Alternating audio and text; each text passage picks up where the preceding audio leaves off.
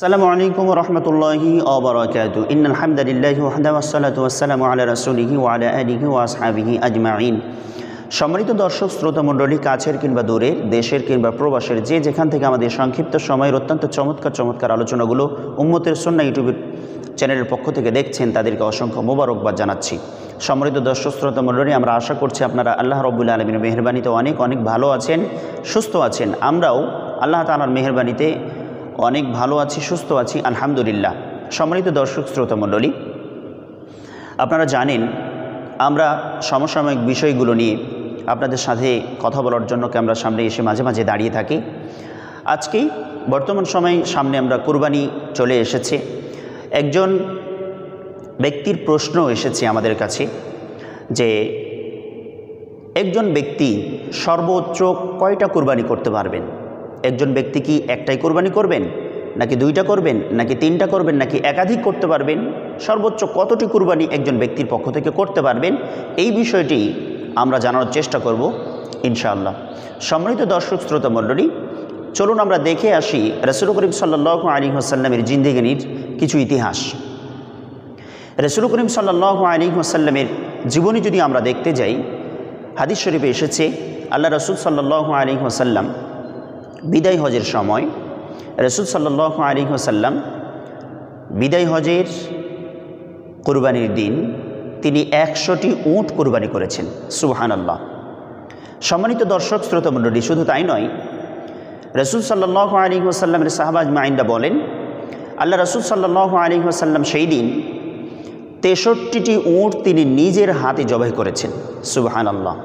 63টি উট নিজের হাতে জবাই করেছেন এবং বাদবাকি 37টি উট আল্লাহ রাসূল সাল্লাল্লাহু আলাইহি ওয়াসাল্লাম হযরত আলী রাদিয়াল্লাহু তাআলা আনহুকে দায়িত্ব দিলেন এবং আলী রাদিয়াল্লাহু তাআলা আনহু বাকি 37টি উট তিনি জবাই করেছেন। সম্মানিত দর্শক শ্রোতা মণ্ডলী, ইবনু মাজার এই হাদিসটি প্রমাণ করে যে একজন ব্যক্তির পক্ষ থেকে একাধিক কুরবানি করা যাবে। এই হাদিস তার প্রমাণ। যদি একাধিক কুরবানি না করা যেত তাহলে রাসূল সাল্লাল্লাহু আলাইহি ওয়াসাল্লাম এতগুলো কুরবানি কেন করলেন? সম্মানিত দর্শক শ্রোতা মণ্ডলী, আমরা এই হাদিস থেকে প্রমাণ পেলাম যে একাধিক কুরবানি একজন ব্যক্তি করতে পারবেন। টাকা কম আছে, আপনি কম করবেন, টাকা বেশি আছে, একাধিক কুরবানি আপনি করবেন। গরিবদেরকে বেশি বেশি করে দান করবেন, বেশি বেশি করে তাদেরকে খাওয়ার ব্যবস্থা করবেন। এরপরে আমাদের আয়েশা সিদ্দিকা রাদিয়াল্লাহু তাআলা আনহা থেকে একটি হাদিস বর্ণিত হয়েছে। তিনি বলছেন রাসূল করিম সাল্লাল্লাহু আলাইহি ওয়াসাল্লাম প্রতি বছর, আনাস ইবনে মালিক রাদিয়াল্লাহু তাআলা আনহু তিনিও হাদিসটি বর্ণনা করেছেন, তিনি বলেন রাসূল সাল্লাল্লাহু আলাইহি ওয়াসাল্লাম প্রতি বছর নিজের পরিবারের পক্ষ থেকে, নিজের পক্ষ থেকে, আহাল পরিবারদের পক্ষ থেকে তিনি দুটি করে জোড়া করে খাসি, উট কিংবা দুম্বা জোড়া করে তিনি কোরবানি করতেন। অর্থাৎ এই হাদিসও প্রমাণ করে যে রাসূল সাল্লাল্লাহু আলাইহি ওয়াসাল্লাম জোড়া করে দুটি করে কোরবানি পশু তিনি জবাই করেছেন এবং তিনি করার জন্য উদ্বুদ্ধ করেছেন। শুধু তাই নয়, রাসূল সাল্লাল্লাহু আলাইহি ওয়াসাল্লাম ইবনু মাজার একটি হাদিসে তিনি উল্লেখ করেছেন, 3125 নম্বর হাদিস।